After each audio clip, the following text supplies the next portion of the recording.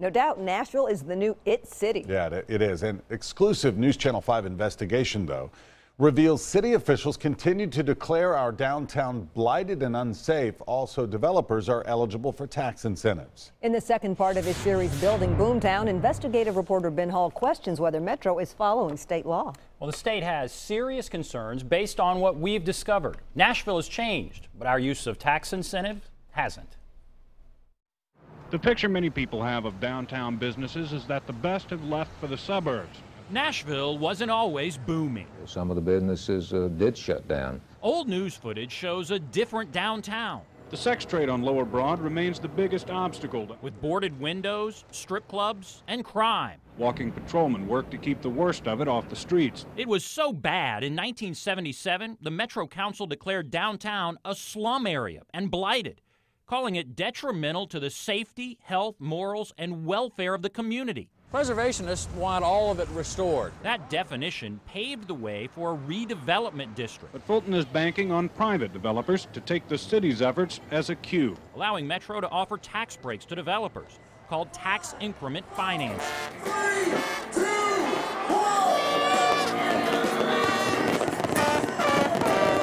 1. Today, Nashville is very different. People playing on the street. The women, man. Construction cranes dot the skyline. Record numbers of tourists and a vibrant downtown. We love Nashville. Despite the changes, that 1977 redevelopment district is still in place. Metro is still offering TIF incentives to downtown developers. But right now, I'm pretty sure we could charge people to come into downtown rather than giving them money. Councilwoman Emily Evans has been a critic of the city's use of tax incentives. We certainly aren't following the intent of the law. And she says downtown is no longer blighted. I mean, the definition is it's bad. Things are bad. We as a city need to use our taxing authority to encourage development.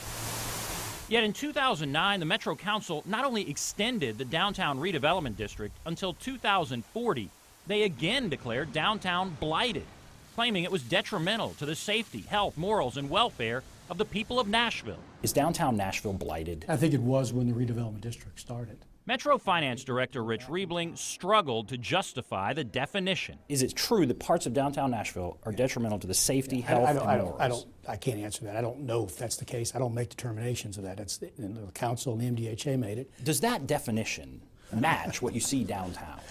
Of course not. You know, downtown's not blighted. I understand you're using one word to try to draw a conclusion, which is fine. I think if you look at how it's been used, it's very clear that the city has benefited from our use of TIF. There is a need to have a little more oversight. Attorney Betsy Knotts is with the State Comptroller's Office. She says the expansion of Nashville's redevelopment plans until the year 2040, more than 60 years after it started, raises red flags. But I do think 60 years is rather long. I mean, that's why the cutoff is 30. Knotts says the goal should be to pay off debt as quickly as possible. Eventually, the plan is done and the debt is paid, and you've got this lovely pool of property tax proceeds that can now go to the schools and other governmental purposes. But that's not happening in Nashville.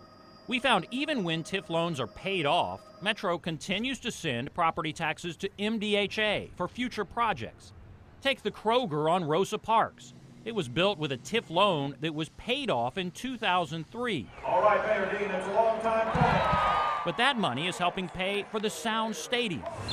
And nearly $1.6 million in property taxes from the Icon will go to a new pedestrian bridge in the Gulch.